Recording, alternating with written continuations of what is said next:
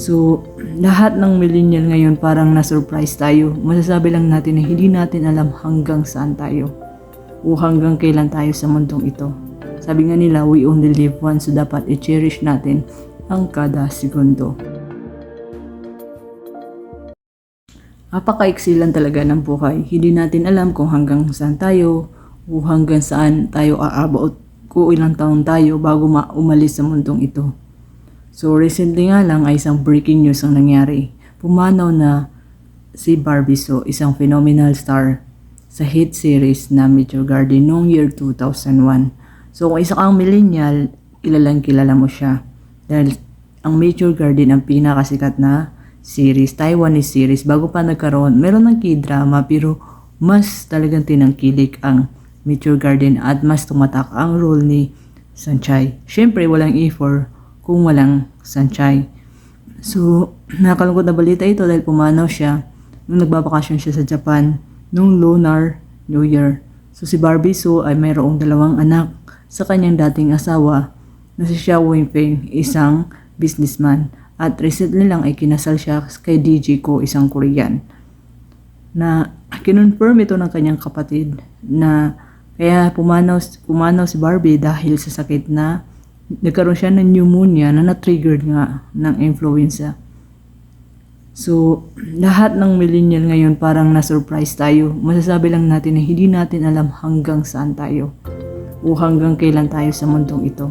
Sabi nga nila, we only live once, so dapat i-cherish natin ang kada segundo.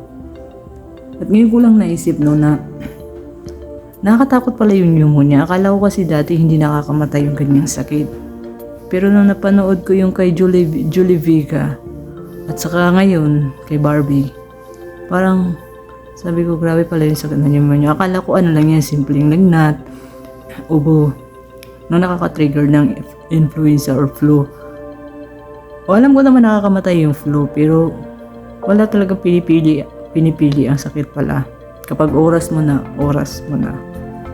So nagluluksa ngayon ang millennials. Majority ng mga millennials na nakakakilala kay Barbie Sue. So sikat na si Barbie Sue dahil na-pair din siya kay Sholo dun sa Love at the Corner. Maganda din yung kung napanood nyo. Nakuha niya ang sakit na to nung nagbabakasyon sila sa Japan nung Lunar New Year. Then pag uwi daw nila is yun na nga, nagkaroon siya ng pneumonia na na-triggered ng influenza. Kinonfirm ito ng kapatid niya na si Diso. Si Barbie Sue ay divorced sa kanyang unang asawa na businessman na si Xiao Wenfeng. Mayroon silang 2 anak at nagpakasal siya sa isang DJ ng Korea na si DJ Ko. So malungkot na balita ito at malungkot to sa mga Meteor Garden fanatics before. Yung idol na idol mo, talagang si Barbie Sue ang pinaka-phenomenal talaga noon. Imagine, nakapig ka lang ng bag, tatawagin ka ng Sanchay. Ganun ka-phenomenal si Barbie. Kaya para sa may mga sakit dyan na pneumonia, don't underestimate it. Agad-agad talaga magpatingin sa doktor o magpa-confine. Dahil hindi pala talaga siya biro na sakit. Akala ko pag pneumonia, simple lang na sakit. Iinom ka lang ng gamot, din wala na. Kayo wag niyong i-underestimate yan dahil health is wealth. So condolence kay Barbie Sue, ang ating Sanchay. Barbie Sue aka Sanchay is officially signing off. Keep safe everyone.